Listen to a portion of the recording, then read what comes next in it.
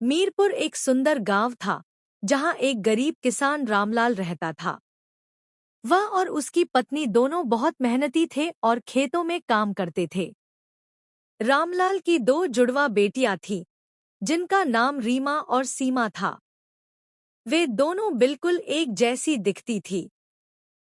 उनकी शक्लें तो एक जैसी थी, लेकिन उनकी आदतें एक दूसरे से बिल्कुल अलग थी।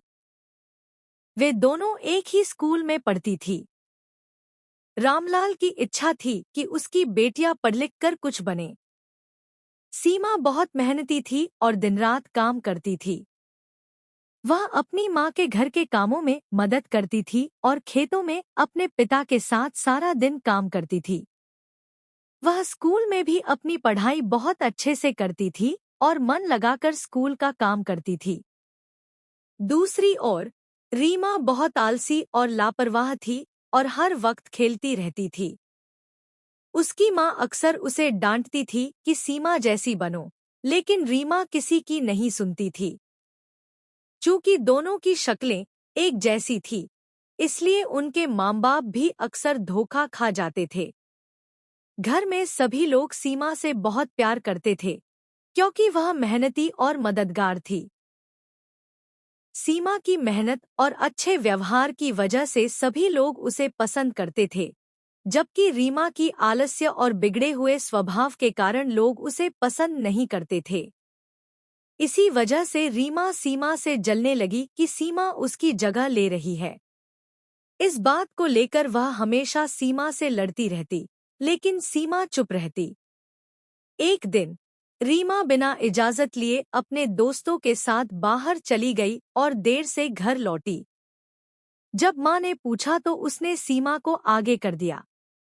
उसकी माँ ने सीमा को रीमा समझकर डांट दिया, लेकिन सीमा ने कुछ नहीं कहा और चुपचाप सहन कर लिया। समय बीतता गया और दोनों बहनें बड़ी हो गईं। श्रीदेवी नाम की एक अमीर महिला गांव में रहती थी। उसके दो बेटे थे। उसकी इच्छा थी कि वह अपने दोनों बेटों के लिए एक ही घर से बहुएं लाएगी। एक दिन वह महिला रामलाल के पास आई और अपनी दोनों बहुओं के तौर पर सीमा और रीमा का हाथ मांगा। रामलाल ने खुशी खुशी हाँ कर दी। जल्द ही बड़े बेटे की शादी सीमा से और छोटे बेटे की शादी रीमा से हो गई। ससुराल में भी जल्दी ही सीमा ने अपनी मेहनत और अच्छे व्यवहार से सबका दिल जीत लिया। वह सारा दिन सास के साथ घर का काम करती, खाना बनाती और उससे बातें करती। इस वजह से सीमा अपनी सास को बहुत प्यारी लगती थी, जबकि रीमा की आलसी और बिगड़ी हुई आदतों के कारण उसकी सास उससे नाराज रहती थी। इसी वजह से रीमा को जलन होने लगी। एक बार सीमा ने बहुत स्वादिष्ट खीर बनाई। जब रीमा ने वह खीर चखी तो वह बहुत स्वादिष्ट लगी।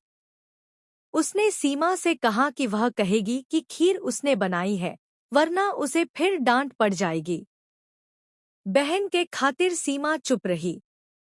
जब सभी ने खीर खाई तो उन्होंने रीमा की तारीफ की। इस तरह रीमा की चालाकी काम आ गई।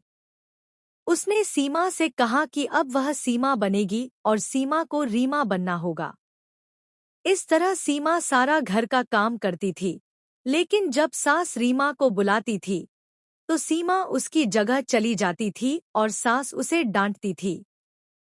बेचारी सीमा चुपचाप यह सब सहती रही और रीमा बनकर डांट खाती रही। एक दिन सास ने रीमा को बुलाया और कहा कि उस दिन जो खीर तुमने बनाई थी वह बहुत पसंद आई थी। आज शाम को फिर से वही खीर बनाना। शाम को रसोई में फिर रीमा ने अपनी जगह सीमा को भेज दिया। सीमा ने खीर बनाई, लेकिन खीर बनाते समय उसका हाथ जल गया। जब सास ने सीमा को बुलाया तो उसने सीमा के हाथ पर घाव देखा। उसे सच्चाई का अंदाजा हो गया कि सीमा रीमा की जगह काम कर रही है। सास को बहुत गुस्सा आया। सास ने रीमा के कमरे में जाकर उसे डांटना शुरू कर दिया। रीमा ने कहा कि वह सीमा है, लेकिन सास ने कहा कि अब उसे सारी सच्चाई पता चल गई है। रीमा को बहुत शर्मिंदा होना पड़ा और उसने माफी मांगी। उस दिन के बाद रीमा ने अपनी आदतें बदलनी शुरू कर दी और दोनों बहनों ने मिलकर काम करना शुरू कर दिया।